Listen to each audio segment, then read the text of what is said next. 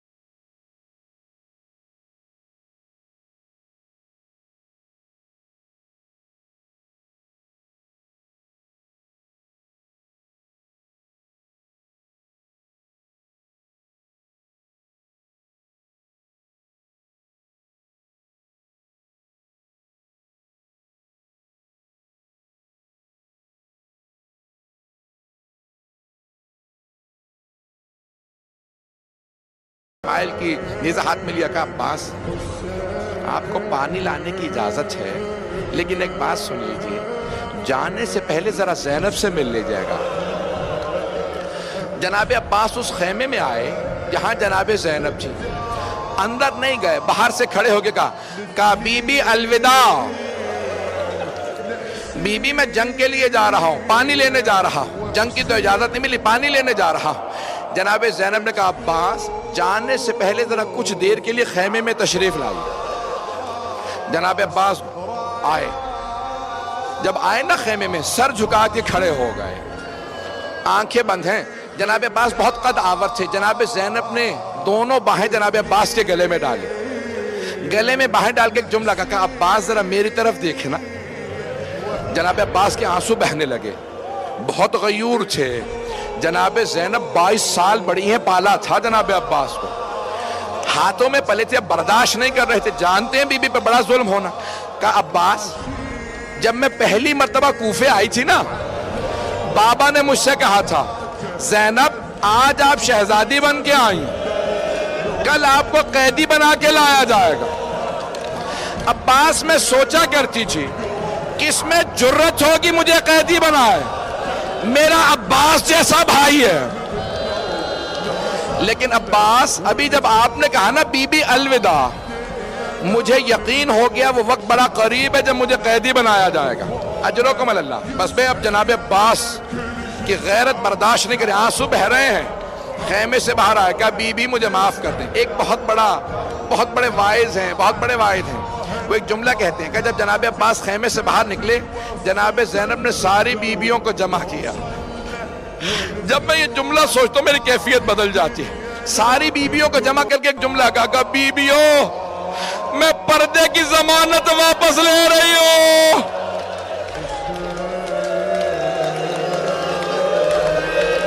میرا عباس چلا گیا، اب پردوں کی کوئی ضمانت نہیں۔ بس بھئی شاید میں پوری شہادت نہ پڑھ سکوں، روک کے 2 جملے کہوں آپ سے، آخری جملوں سے پہلے ذرا 2-4 منٹ کی زحمت دوں گا، بس میں نے تمام کیا۔ بہت بڑے واعظ ہیں، شیخ آیت اللہ یحییٰ یثربی حرم میں جناب امام حسین میں بیٹھے تھے. ایک ذاکر نے، عرب ذاکر نے پڑھتے پڑھتے یہ جملہ پڑھ دیا کہ جب جناب عباس کے بازو قلم ہوئے نا تو لوگ قریب سے تیر مار رہے تھے. جب پورے سینے میں تیر لگے، ایک نے تیر مارا جناب عباس کی آنکھ میں لگ گیا. جب دہنی آنکھ میں تیر لگا، مولا نے پہلی مرتبہ کہا مولا میری مدد کو. امام حسین سے کہا مولا میری آنکھ میں تیر ہے.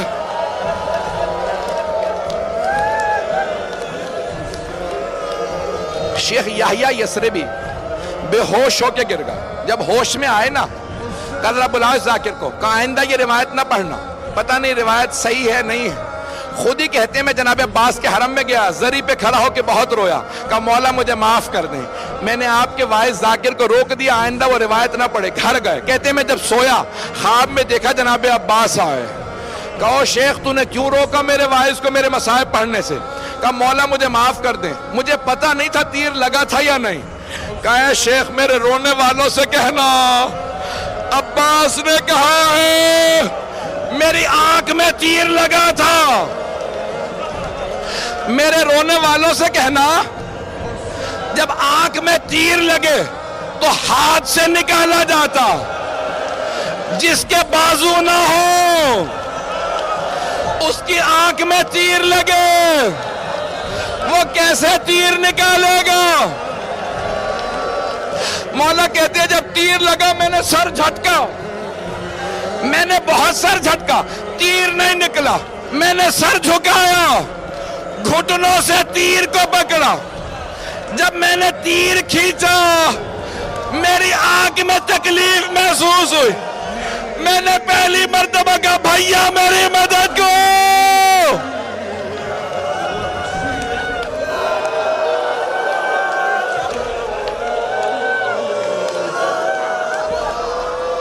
بس میں میرے بھائی برداشت نہیں کر پا رہے، یہاں کوئی برداشت نہیں کر پا رہا. میں نے تمام کر دیا. ایک مرتبہ جیسے ہی آواز سنی سید الشہداء نے، زلجنا کو ایڑ لگا کہ مجھے عباس تک پہنچا دے. ایک مقام پہ زلجنا رکا، بس زیارت برآمد ہونے والی ہے. جناب سید الشہداء اترے، دیکھا زمین پہ بازو پڑا ہے، اٹھا کے سینے سے لگایا کہ یہ میرے عباس کا بازو ہے. پھر دوسرا بازو اٹھایا، آگے بڑھے. ایک مرتبہ جناب عباس کا سر اٹھا کے اپنے زانوں پہ رکھا. جناب عباس نے آخری جملہ کہا کہ مولا میری ماں نے مجھے بتایا تھا جب میں اس دنیا میں آیا میں نے سب سے پہلے آپ کی زیارت کی تھی. مولا میں دنیا سے جاتے میں آپ کی زیارت کرنا چاہتا ہوں، لیکن مولا میری ایک آنکھ میں تیر لگا ہے، دوسری میں خون بھرا ہے. مولا آپ اپنی ابا کے دامن سے میری آنکھ سے خون صاف کر دیں، میں آپ کی زیارت کر لوں. جیسے ہی مولا حسین نے ابا کا دامن اٹھایا، خون صاف کرنا شروع کیا. جناب عباس نے کہا مولا میری ماں نے کہا تھا کبھی حسن و حسین سے کام نہ کہنا. مولا میری ماں سے کہیے گا میں آپ کو کبھی زحمت نہ دیتا. اگر میرے ہاتھ سلامت ہوتے، میرے بازو نہیں تھے،